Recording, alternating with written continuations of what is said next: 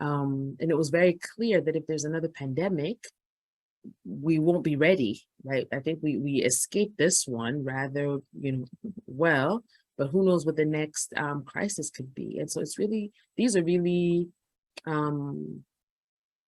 thought-provoking and important issues that Dr. Suchi is bringing up in his book, because if we're not ready, the next one could be devastating.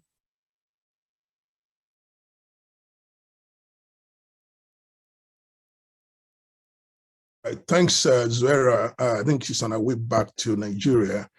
I do have some questions for Dr. Adeyi, and so we can, send more questions.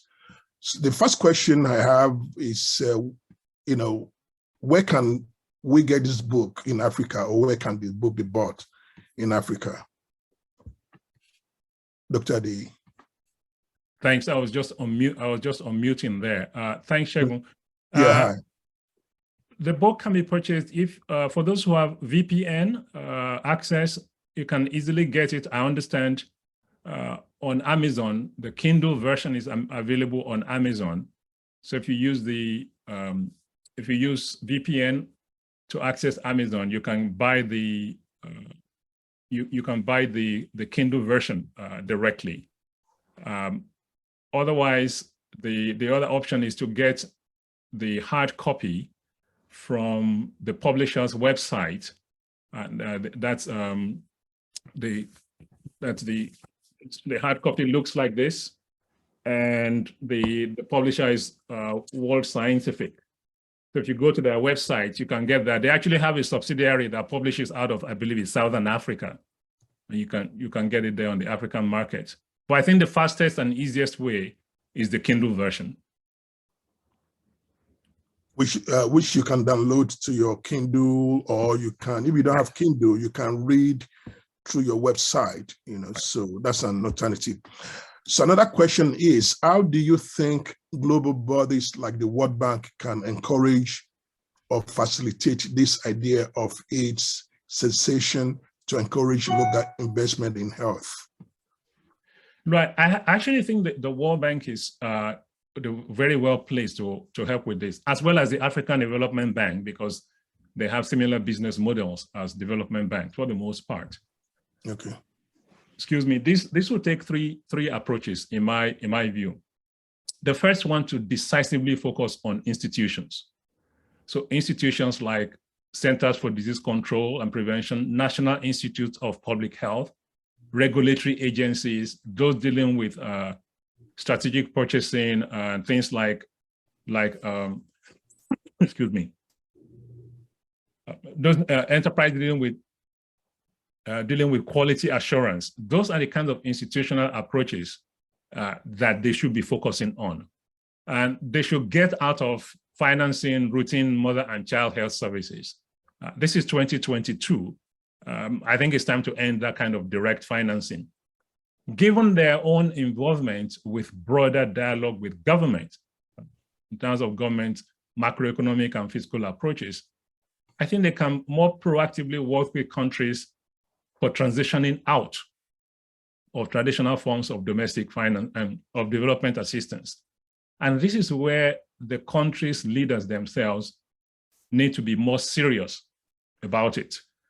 Because unless the countries themselves take the lead, the World Bank cannot impose on them that they must do this. And in my experience, such dialogue works better when the countries themselves want to make serious progress, and then they ask the World Bank or the African Development Bank, this is our goal. 10 years from now, 8 years from now, we want to be out of this business of depending on others to finance most of our very basic services. Can you work with us on getting there? I think that really is crucial. All right. So, just the final set of questions will be 2 questions. The first one will be, having understood that this dependency of our government on the global north needs to be stopped, who do we engage? How do we engage within government to have this conversation and to gradually delist Nigeria or any other global South nation, what will be the incentive to admit to the negligence, accept that a change needs to be made, and even want to do better? The second one and the final one will be, there are more fundamental issues of inefficiency in the health sector. How do you think we can help countries address the problem? There's a question on infrastructure, which I think is for Zuaira. So that will be passed on to Zuaira, and probably she will answer it some other time. So those two questions, Dr. Adeyi.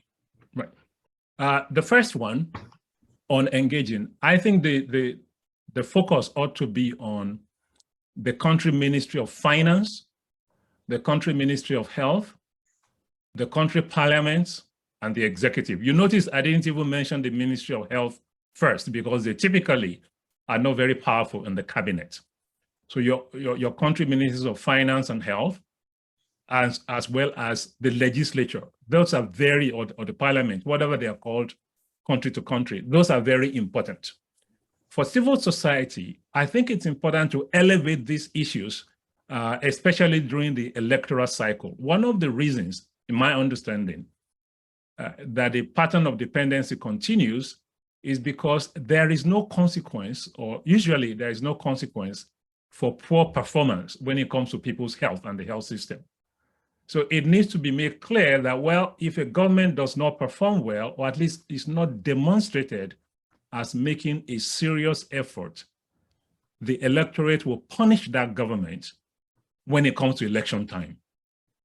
Now, the more specific aspect of efficiency, inefficiencies and waste, there are several dimensions to this. I'll just zero in on two. The first one is to have better public financial management. I think that is really important. And the mirror image of that is greater transparency. How much money is going into which agency, on what basis, have it in the public domain. And in relation to this, there's something that should stop. Some years ago, I was privileged to be in a conversation on the sidelines of UNGA, United Nations General Assembly. And a very senior official from an African country was telling a large grant-making agency that, look, I have serious problems in my ministries, in my health sector's public financial management. I really need help in fixing it so that the leakage and the corruption are less. The very senior official from that grant financing agency basically ignored that question and said, we want you to come to our board meeting and make a strong case for another large grant when we do our next round of grants. And I think that is just plain irresponsible, because if your house, if the pipes in your house are leaking and you say you want to fix those leaks in your house, it is not appropriate for the plumber to then say, let me pump even more water into your house. I think that is where we need to focus attention. I will be very happy and privileged to continue this conversation for those who would like to. I'm reasonably active on Twitter. My Twitter handle is @Soji-Adeyi. So please feel free to engage.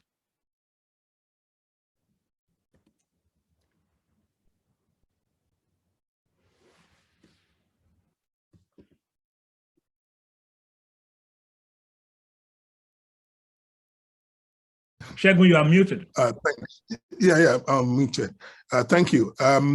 So thanks, Dr. Adeyi, and for the interaction so far. I think we learned a lot from talking to you. A lot of people had concern about being able to get a book in Africa because, like in Nigeria, there's a limit on how much you can actually use your credit or debit card online.